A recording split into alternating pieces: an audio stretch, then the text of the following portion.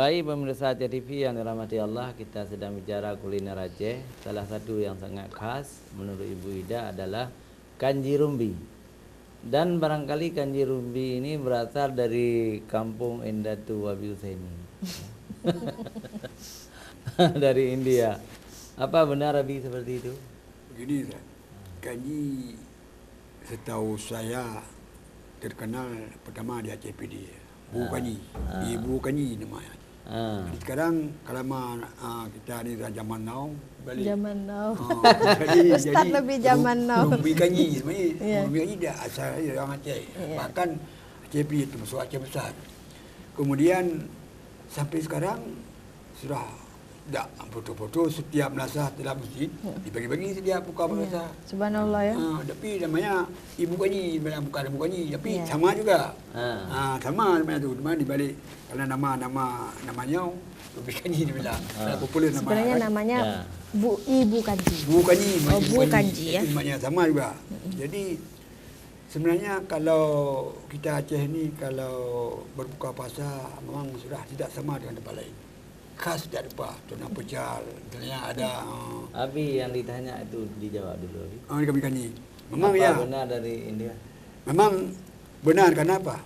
Karena di kampung Cepili itu ada satu kampung namanya Kampung Pamekasan. Jadi dasarnya itu. Jadi ada berbau-bau keindiaan-indiaan. Bahannya. Ya. Nah, itulah kenapa seperti contoh misalnya memasak lagi bebek ada berbau dengan resep juga itulah. Baik, sudah kita maklumi bahwa memang ada pengaruh India karena kita juga berasal dari sebagian orang Aceh ini berasal dari India belakang. Ya. Jadi benar aja itu ya. Tapi untuk lebih aslinya kita tanya sama Ibu Ida. Apakah ada pengaruh India dalam kuliner-kuliner Aceh? Silakan. Ya, saya itu sempat ya, karena sebenarnya saya bukan ahli masak, Ustadz ya. Saya nggak ahli kuliner gitu. Tapi saya sangat ahli dalam menikmati. Ya, saya sangat ahli dalam menikmati dan saya memang suka masak. Jadi saya cinta dapur. Jadi saya kalau misalnya hari-hari saya itu sudah mulai sangat mumet dan saya udah mulai stres atau apa, jadi tempat yang paling menyenangkan bagi saya itu adalah dapur. Jadi itu mulai masak, Ustadz. Masak apa saja itu saya masak. Saya senang masak. Nah, kalau tadi Ustadz tanya apakah ada pengaruh ke India, ya memang kan kita di Aceh ini kan pengaruh India, Arab itu memang ada gitu. Nah, saya pernah masak. Kebetulan saya juga punya teman yang Arab gitu. Saya masak, dia senang kan. Ayo masak Aceh karena dia tahu Aceh itu juga pengaruhnya ada. Mereka bilang Arab tapi enggak di bumbunya. Nah, saya pikir ini juga inovasi nenek moyang kita. Jadi perpaduan antara Arab, India, dan agak-agak Melayu. Rempah kita kalau India dan Arab tuh lebih strong, istilahnya, lebih kuat ya, aromanya, rasanya. Nah, tapi kita di Aceh agak turun, Ustadz ya. Kita tidak tidak rempah kita lebih ini. Tapi orang Aceh itu cukup telaten dalam memasak. Telaten sekali. Saya belajar masak itu dari ibu saya. Ya, saya belajar masak dari ibu saya. Dan memang bagaimana cara kita memperlakukan makanan, mulai dari mencuci, kemudian menggarami, mengasamkan, segala macam. Ini berbeda, Ustadz, memang kan. Jadi saya pikir kalau bicara kuliner, bicara makanan, apalagi di bulan puasa, kita belum bahas itu loh Ustadz, yang apa, nambai. Sambai ya, itu dialek ya, ada yang ini. On pegaga itu. Oh, itulah on pegaga. Subhanallah. Ya. Kalau bahasa Aceh kan, sambal on pegaga. Sambai on pegaga ya. Sambal aja. Ya, padahal tidak on pegaga saja. Banyak ya, ada on krut ya, on mutuy, kemudian on tapak leman. Ya, semua ada. Semua ada dan itu bisa dimakan tanpa harus dimasak, Ustadz. Luar biasa. Bisa langsung. Dan itu kalau dicampur tadi sama kanji ruby juga enak sekali Ustadz. Ya. Ya gitu.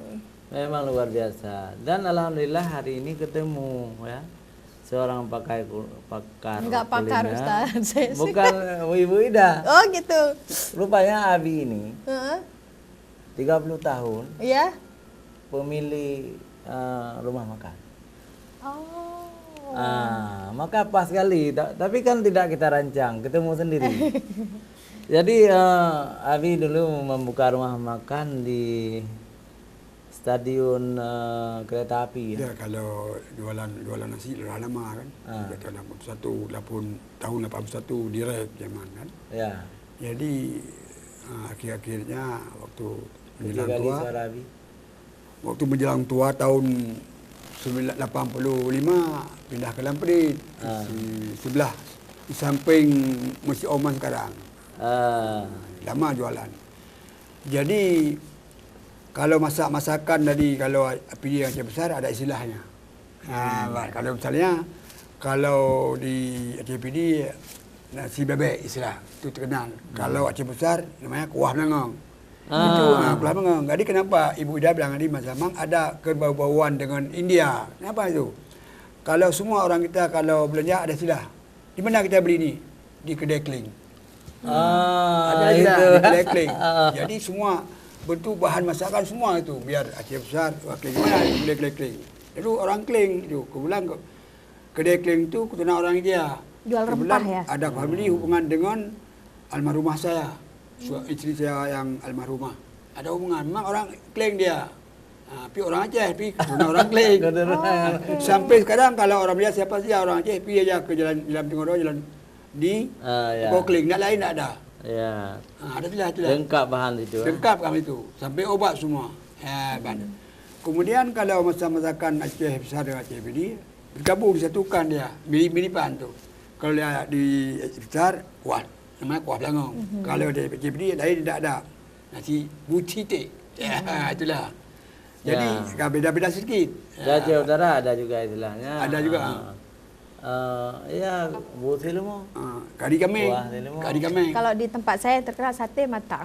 Betul. Jadi, itulah. Baik, sangat menarik. Ibu Ida mungkin ingin menambahkan lagi, walaupun Nabi bakarnya, ya.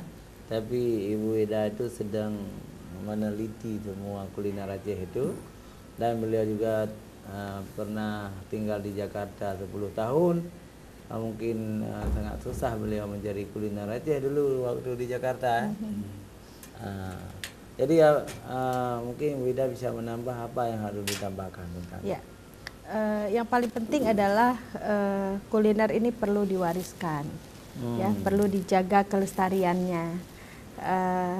Mencintai kuliner Aceh itu bukan hanya sekedar mencintai, tapi sesuatu yang memang harus dilestarikan, ya. Makan enak itu bukan hanya enak, tapi sehat dan halal. Dan kita yakin semua makanan Aceh itu hampir saya pastikan kehalalannya itu terjamin. Nah, hari ini juga potensi bagi kita, Ustadz. Ya, potensi bagi Aceh ketika Aceh hari ini terus industri pariwisatanya digenjot. Bicara pariwisata itu yang pertama bicara kuliner, di samping bicara soal destinasi wisata yang ditawarkan, keindahan alam segala macam, budaya, kesenian. Tapi kuliner makanan juga menjadi sesuatu yang harus yang harus ditampilkan, yang harus dieksplor juga, Ustadz. Nah, apalagi bicara soal halal, mau makan halal itu di Aceh, insya Allah. Ya, tapi bukan hanya halal, kalau istilah Ustadz harus toib ya Ustadz. Iya. Halal dan toib ya. Iya. Jadi saya pikir itu. Iya, alhamdulillah mungkin setelah tsunami 10 tahun terakhir ini kita menemukan taib itu, kebersihan. Ini mohon maaf ya, saya sebagai mahasiswa yang pulang pergi dulu dengan bus dari Aceh Utara ke Banda Aceh ya. Kalau kita ingin ke belakang, warung-warung itu kotor kali. Tapi sekarang nggak ada lagi. semua warung-warung di terminal, baik milik orang Pidi maupun milik Padang, milik Aceh ya, bersih, thayyib. Itu sangat luar biasa. Ada kemajuan di bidang itu. Ada sebabnya Ustaz. Apa sebabnya? Dulu zaman contoh, tapi ada satu-satu, ada dua sekarang. Contoh, dulu kan tempat masanya kan tidak ada masih ada alami. Dia sebabnya akibatnya. Tapi sekarang ada juga satu-satu. Kalau bukan di masyarakat di Aceh, kalau bukan masyarakat dengan kayu, tidak enak. Jadi sekarang sudah modern, sudah maju sekarang kan. Bersih. Kompor, lain canggih. Dulu tidak ada kayu. Oh ya. Kok dibongkar lagi kadang-kadang capek. Sekarang dah apa dia namanya sudah. Dan tumor-tumor pun tidak keramik dulu. Ada elit semua. Terus Ustadz satu lagi sebelum saya lupa, saya ingin menambahkan, ini kan bulan puasa. Kita ingin merespon banyaknya jajanan makanan menu berbuka puasa yang ditawarkan di hampir di setiap pasar, jalan-jalan di kota Banda Aceh, bahkan di Aceh ya. Nah, ini juga perlu peran pemerintah untuk mengawasi. Jadi pangan sehat dan aman. Itu tugas pemerintah ya. Jadi pangan sehat, aman, halal ya. Nah, dalam hal ini kan BP POM dan Dinas Kesehatan untuk memastikan bahwa setiap pangan yang dikonsumsi, setiap makanan yang dikonsumsi oleh masyarakat itu benar-benar aman. Aman dari apa Ustadz? Dari pengaruh zat-zat yang berbahaya. Iya, mungkin betul, sudah halal. Halalnya yang misalnya contohnya sekarang kan yang marak mie. Mie Aceh itu terkenal. Enak sekali. Ya, sudah ite masyhur, ya kan? Tetapi ketika mie Aceh itu mengandung borak, maka ini berbahaya bagi kesehatan. Nah, ini juga penting. Kemudian belum lagi kita lihat di TV ya. Dulu kita pikir makanan-makanan yang kayak gitu Ustadz, sekarang buah-buah dan sayur impor. Itu juga. Ini juga luar biasa. Kemudian petani kita juga penggunaan pestisida, pupuk kimia yang berlebihan. Nah, jadi ini semuanya berkait, Ustaz. Jadi di samping kita punya kuliner yang enak, tetapi bahan yang digunakan, prosesnya ini juga menjadi perhatian kita semua. Perlu adanya peran pemerintah juga dalam melakukan pengawasan keamanan pangan.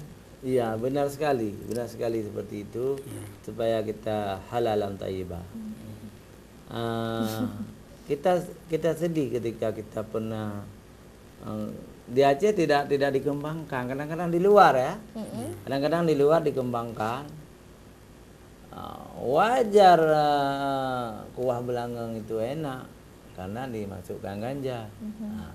Kalau ini dikembangkan, orang-orang beriman, orang-orang dari luar tidak mau makan kuah belangong, padahal sesungguhnya tidak ada. Itu hanya fitnah. Tidak ada. Jadi saya berteman dengan sejumlah guru mukat kuah belangong. Tidak ada. Orang itu orang haji, sudah haji, beriman, bertakwa kepada Allah. Tidak pernah. Teman-teman dulu ya, tapi kemudian generasi baru sekarang yang jual kuah belangong itu tidak lagi memasukkan ganja. Ini kan perlu kita bela. Menurut aturan resep itu. Jadi image ya, bahwa ada kopi ganja. Nah itu. Ada apa lagi? Ada kuah belangong pakai ganja. Tapi Ustadz katanya, saya juga belum pernah lihat, saya belum pernah coba ya.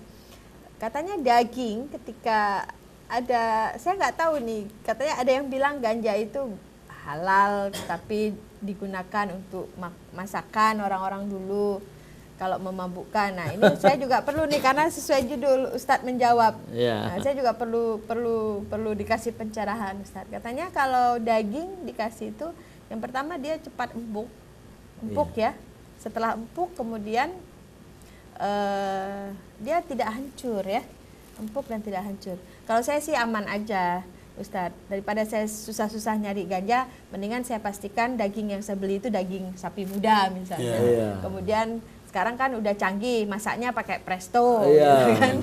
Betul. Gitu kan? Jadi boleh jadi zaman dulu abad ke-17 ada fatwa-fatwa ganja tentang 3 hukum ganja ya.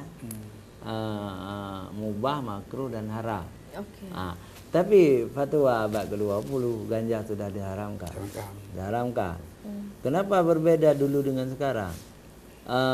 Abad ke-17 dulu kan belum maju ilmu kesehatan. Belum tahu para ulama itu tentang bahaya ganja. Lalu abad ke-20 jumhur ulama atau ulama Rabitah Alam Islami yang berkedudukan di Jeddah memfatwakan ganja itu haram. Dan alhamdulillah umat mendengar. Jangankan umat Islam, orang Kristen, Yahudi, Buddha, Nasrani dan Hindu semua juga tunduk menyetujui bahwa ganja itu bahaya ya. Jadi yang penting kita bela warung-warung Aceh ini. Mereka tidak lagi menggunakan ganja dalam kuah belangong. Ini yang penting. Jangan sampai citra warung Aceh itu rusak. Itu merugikan kita sendiri. Kan? Jadi kalau ulama sudah mengatakan ganja itu haram, selesai. Tapi kalau ada ulama yang memegang fatwa abad ke-17, enggak haram. Tidak haram, tapi fatwa itu harus berlaku menurut perkembangan zaman. Ketika ada fatwa baru, fatwa lama tidak berlaku lagi. Gitu. Ya, betul Ustaz. Baik pemirsa TV yang dimuliakan oleh Allah, memang menarik sekali kita cerita tentang makanan Aceh. Punya bahasa Aceh, penajuh. Penajuh Aceh. Kuliner saya pun tidak tahu dari bahasa apa. Kulineri. Bahasa Inggris. Ya, kulineri. Ya. Daerah ke Penajam. Tidak apa-apa. Kayak tsunami. Tsunami aja bahasa Jepang. Kalau kita bilang iya benar pun tidak tahu orang. Ya. Semong. Semong, bahasa Semelu kata orang. Pemirsa TV yang dimuliakan Allah Subhanahu wa taala, silakan SMS, nelpon langsung pun tidak masalah. Bapak-bapak dan ibu-ibu pemirsa di rumah, untung ada Ibu Ida ini. Ibu sebenarnya adik-adik saya ini, tapi kita panggil ibu sebagai penghormatan ibu ya. Dan memang sudah ibu-ibu. Sudah ibu-ibu lagi. Jadi sambil kita menunggu SMS, Abi mungkin ingin bicara sedikit, silakan. Begini Ustaz, kalau kita melihat dan menilai habis kami seperti Ustaz bilang tadi, memang banyak khas-khas Aceh yang terbuang.